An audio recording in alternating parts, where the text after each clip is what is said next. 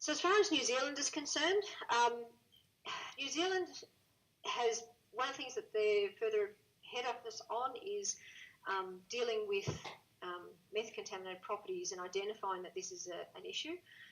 They have guidelines, say it's not in regulations, but they have guidelines and requirements to test rental properties before people move in, and also for sale of properties. So there's a lot of testing that's been going on in New Zealand. One of the things that's happened with that is there is a cost of all of those meth-contaminated properties on the community, in particular public housing. It's resulted in a shortage of public housing and a significant cost to public housing to clean these properties up.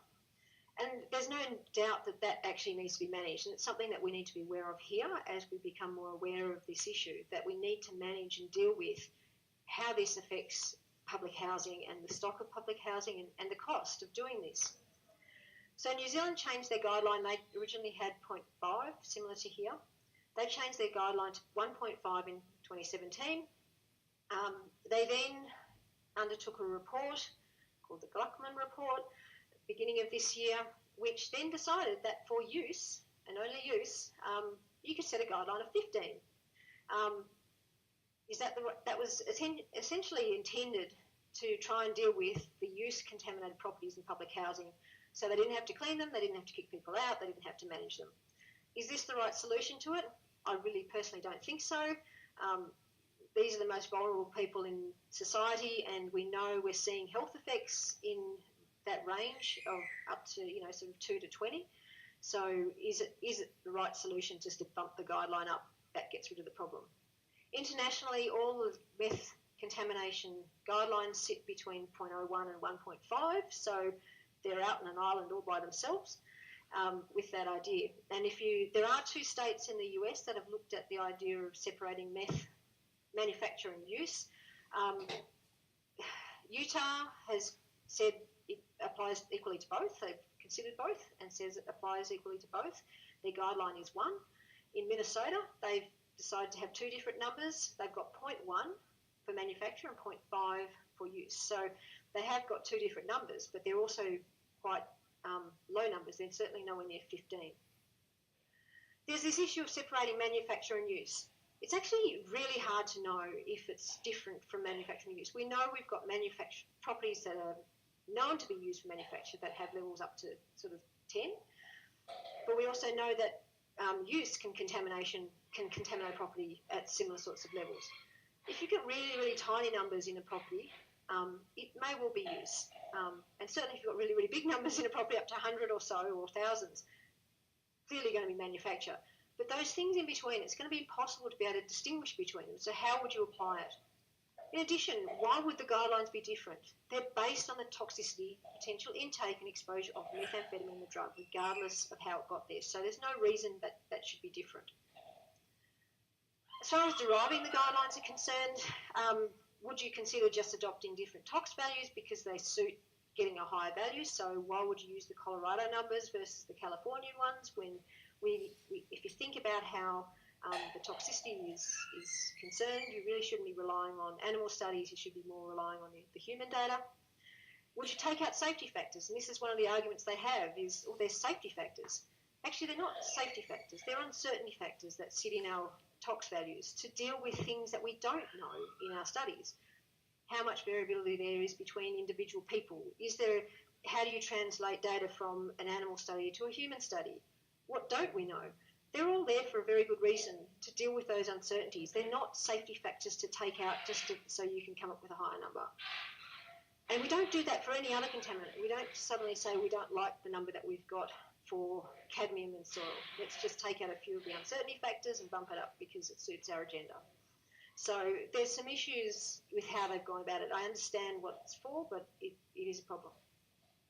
There's the other issue of what role does epidemiological data play in setting these guidelines? So currently they've ignored the information that is published and is available.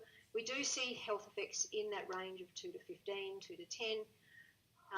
It is the start of getting that research data together and getting it robust enough to be considered in these sorts of things. But again, when do we have enough evidence of harm before it needs to be considered further? So the precautionary principle is one of the important things that sits within all of our legislation and so forth. And again, it sits within public health and environmental legislation here and in New Zealand. So we're talking about where we actually don't have enough information, we shouldn't be taking measures where there is the potential for serious or irreversible damage to occur. We also need to consider the fact that we have to think about other things, not just the health. It's also the practicality, the finance side. I understand that needs to be there. It's also need to think about equity, and we shouldn't be exposing our most vulnerable and socioeconomically disadvantaged people to meth residues just because it's convenient. So we do need to make sure that we're actually treating everybody fairly. So as far as filling the gaps, getting more information, there's a whole bunch of gaps which I haven't even mentioned about remediation methods and testing and stuff like that. Tox studies, there's more information out there. There is a need to get more data that's relevant to chronic exposures, because this is a low-level chronic exposure situation, not a high drug use situation. We need to use the exposure studies better, get some more exposure studies, and what I'm doing is getting additional weight of evidence from those epi studies, getting that evidence, getting weight of evidence behind it, and tying that in with what we understand from the tox study. This is my actual last slide. So, so essentially, I mean, this is an area that is really poorly funded. We don't have big business. We don't have governments. We don't have I should say defence. we don't have big industry that has responsibility for this. So there isn't a big pool of money to do this. But to say everybody wants to know the answers about how we set guidelines, how we manage these properties, how we do this better. But getting that funding and getting the research done and getting it done in a more timely fashion is a priority. And as I say, I'm always welcome to funding opportunities that are out there. So if anybody has some thoughts, I'm absolutely happy to have a chat about that. And I say I'm done now, so I've had my plug at the end. But so we're now up to questions. So has anyone got any specific questions? I know Mahal's probably been listing them down as we've been going, so happy to answer them. Yep, thanks, Jackie. We'll start on one of our earlier ones. Georgina asked, is there a difference between residue that is produced during manufacture and that produced when smoking the meth? No, there's no difference. They're the same meth aerosol that's produced. It's the same form of the drug, and it's the same. I suppose the nature of it is the same, and they have done some control cooks and some controlled smokes to look at this.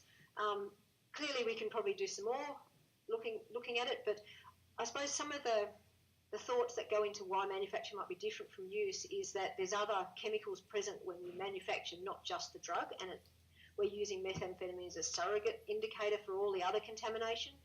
Unfortunately, a lot of that other contamination goes well before people move into the house, and they're left with just the drug residue. So as far as methamphetamine is concerned, it's the same thing. It doesn't matter.